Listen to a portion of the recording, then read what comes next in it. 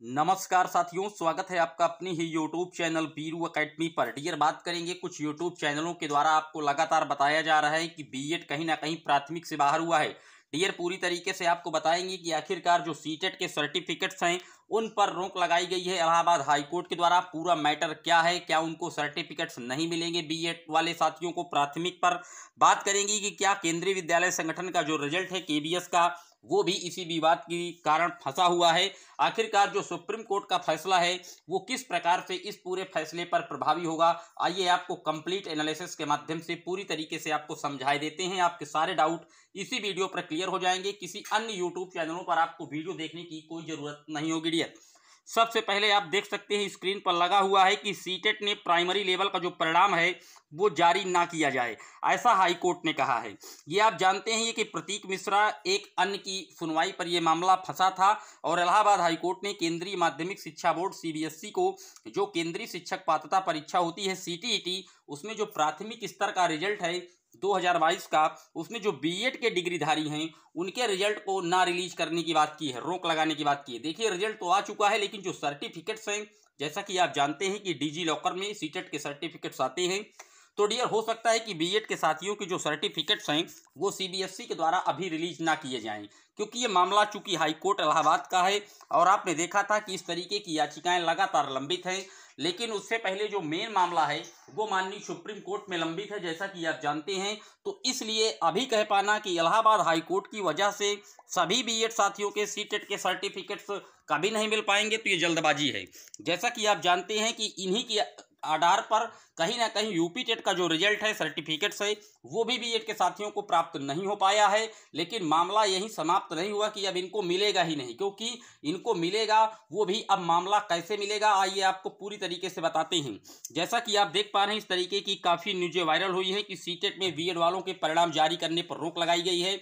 इस तरीके की कई न्यूज़ों आपने देखा होगा, हर टीवी चैनल पर, न्यूज़ चैनलों पर ये लगी है।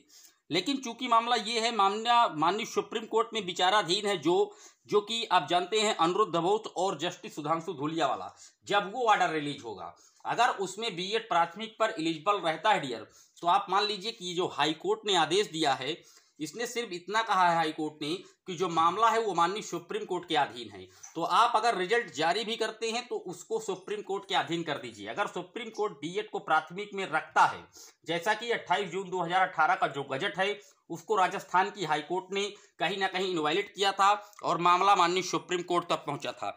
उसी के आधार पर जब सीटेट की परीक्षाएं चल रही थी तब ये मामला कोर्ट में प्रतीक मिश्रा एंड अदर्स के द्वारा ले जाया गया था और इन्होंने इस आधार पर सेल्फी लगाई थी कोर्ट में कि महोदय, जो इनका रिजल्ट है, पहले तो इनको एग्जाम में बैठने ना दिया जाए।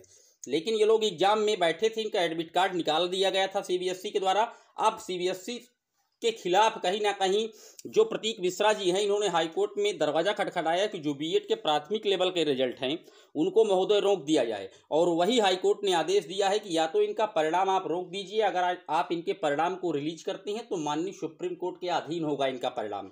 तो कहीं से बीएड प्राथमिक से अभी बाहर नहीं हुआ है, जो आप इधर उधर की न्यूज़ देखते हैं डियर। अगर सुप्रीम कोर्ट 28 जून 2018 के गजट को सही पाता है, जैसा कि उसका ऑर्डर भी इसी अप्रैल में आना है, आप जानते हैं कि जस्टिस सुधांशु धूलिया और अनिरुद्ध बोस जी के जो मैटर्स हैं, जिनकी ऑर्डर लंबित हुए थे लगभग मार्च में, उनके जो ऑर्डर्स हैं वो लगातार रिलीज हो रहे हैं। उम्मीद यही है कि अप्रैल में बीएड पात्रता विवाद का जो ऑर्डर 12 जनवरी से लगातार रिजर्व है, 3 माह हो चुका है, उसका भी ऑर्डर इसी में आ जाएगा। अगर वो बीएड के पक्ष में आ जाता है डिसीजन, तो जितने भी ये मैटर आप देख रहे हैं हाईकोर्ट ने सीटेट के रिजल्ट पर रोक लगाई है, ऑटोमेटिक निष्प्रभावी हो जाएंगे। क्योंकि जब सुप्रीम कोर्ट का ऑर्डर आएगा तो हाईकोर्ट को सुप्रीम कोर्ट के दिए गए जो ऑर्डर हैं, आदेश हैं, उनका पालन करना पड़ेगा। लेकिन अगर हाईकोर्ट के आदेश को तभी प्रभावी हो सकता है जब माननीय सुप्रीम कोर्ट के द्वारा बीएड के अगेंस्ट फैसला आता है, यानी कि सुप्रीम कोर्ट ये कह दे कि बीएड इलीगल है और जो गजट बनाया गया है 28 जून 2018 का वो पूरी तरीके से इनवैलिड है, तभी हाई कोर्ट का ये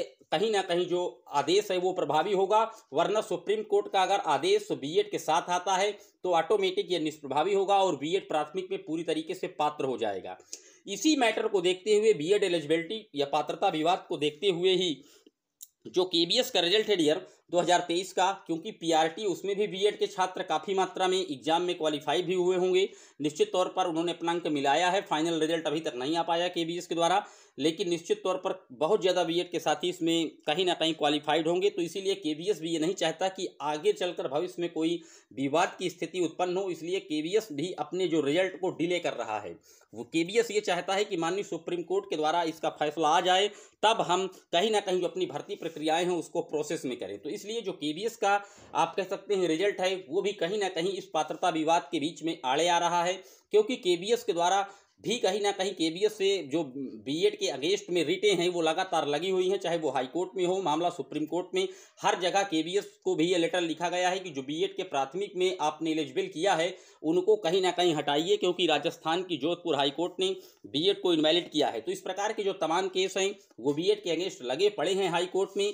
केबीएस में भी उलझा हुआ है, सीटेट में भी उलझा हुआ है, टेट के सर्टिफिकेट्स भी रुके हुए हैं, लेकिन अंतिम फैसला तभी मान्य होगा जो मामला माननीय सुप्रीम कोर्ट के द्वारा आर्डर रिलीज होगा। अगर उसमें बीएड इनवैलिड होता है तो हर जगह से प्राथमिक से पूरी तरीके से बीएड का सफाया हो जाएगा, लेकिन अगर बीएड को पास करती है माननीय सुप्रीम कोर्ट की बेंच अनिरुद्ध बोस और जस्टिस धूलिया की, ऑर्डर में बीएड प्राथमिक में बना रहता है, तो चाहे जितने ये आप ऑर्डर देख रहे हैं हाई कोर्ट के, या ऑटोमेटिक निष्प्रभावी हो जाएंगे। उम्मीद करता हूं कि सारे डाउट आपके क्लियर हुए होंगे।